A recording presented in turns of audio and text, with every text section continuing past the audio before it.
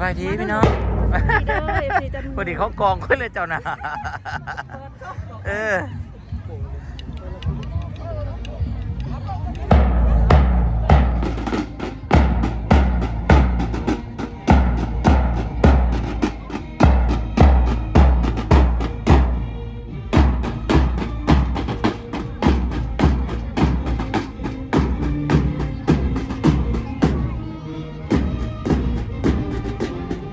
มาโดนแล้วบ่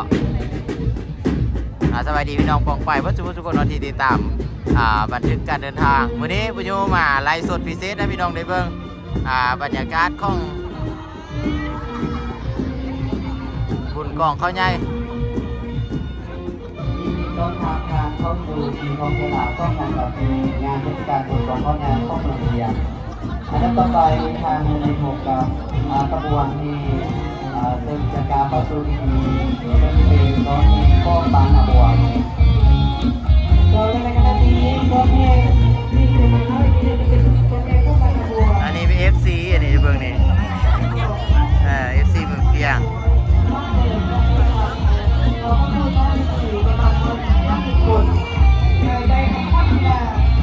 บางอาบวงบางพัฒนาเมื่อโตมากบางที่เป็นบางพัฒนางอบดาน